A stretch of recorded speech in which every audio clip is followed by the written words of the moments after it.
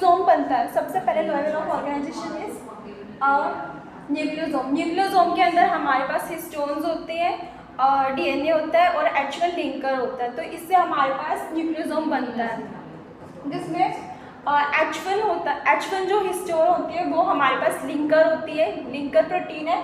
Then हमारे पास होते हैं हिस्टोन्स होते हैं H2, H2A, H2B और H3, H4 हमारे पास हिस्टोन्स होते हैं। ये सारी मिलकर हमारे पास न्यूक्लियोसोम बनेगा। देन सेकंड आ जाती है वो कॉइल्ड होके हमारे सेकंड में आ जाता है हमारे पास 30 nm का क्रोमेटिन फाइबर। क्रोमेटिन फाइबर इसमें कि हमारे पास सोलेनॉइड बनता है और जिगजैग मॉडल बनता है।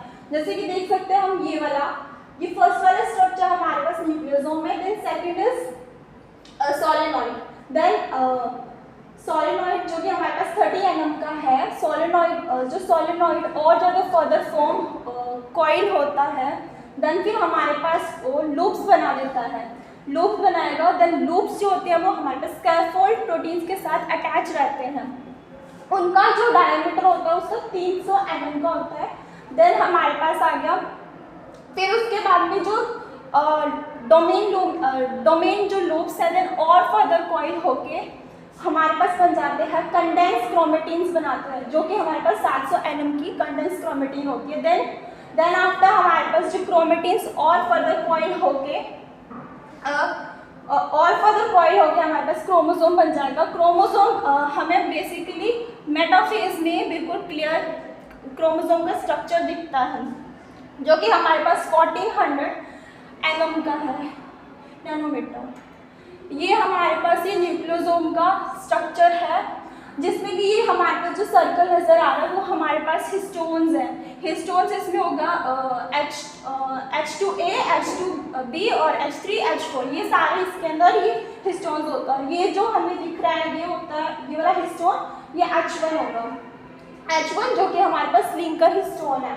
फिर ये जो हमें रैप्ड अराउंड दिख रहा है, एक्चुअली ये डीएनए रैप्ड होता है अराउंड, सराउंड करता है ये डीएनए इस हिस्टोन को। तो हमें पता है जो डीएनए होता है वो नेगेटिव चार्ज होता है और जो हिस्टोन हमारे पास पॉजिटिव चार्ज है।